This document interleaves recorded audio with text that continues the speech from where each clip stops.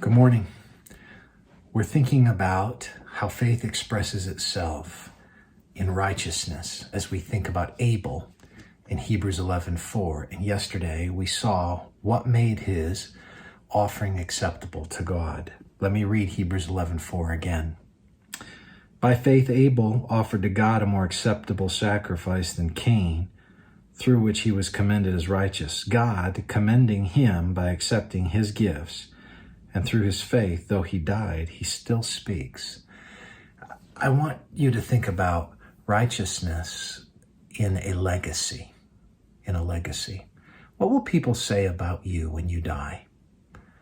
What will they say? I remember years ago going to a funeral, and the best thing anybody had to say about the particular individual is that he loved his garden. That was the best they had to say. May God keep us from a life where the best thing somebody has to say about us is that we love our garden. My prayer for you is that you might live a life of righteousness and live by faith so that a legacy is born from you. I'm a big sports fan.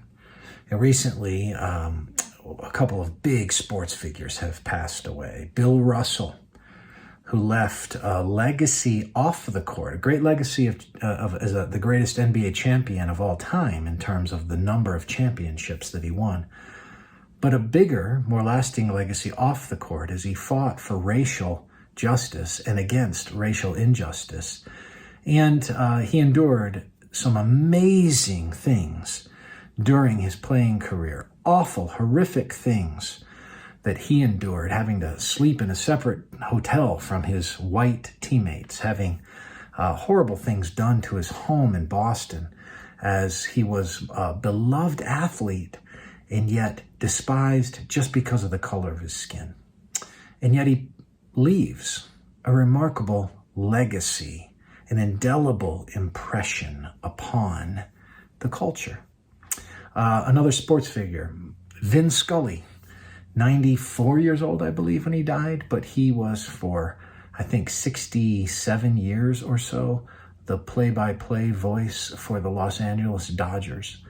A great storyteller. And if you listened at all in the shadow of his death, a constant stream of people appreciative for his excellence in his work and his humility, that he always was self-deprecating and pushed away from any kind of hubris.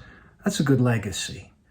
Now imagine a legacy that leaves something even beyond something as amazing as fighting for racial justice, something as healthy and wonderful as being a humble person and excellent at your craft. Those are all good things. But what about a legacy that is righteous? A legacy of faith, a legacy that marks people for eternity, a legacy that turns the hearts of people because they see your example and they say, if that's what it means to follow Christ, then I desire to follow him as well. I long for that kind of a life, a legacy of righteousness. Don't you?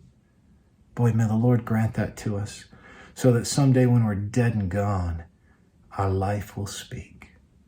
May the Lord bless you today.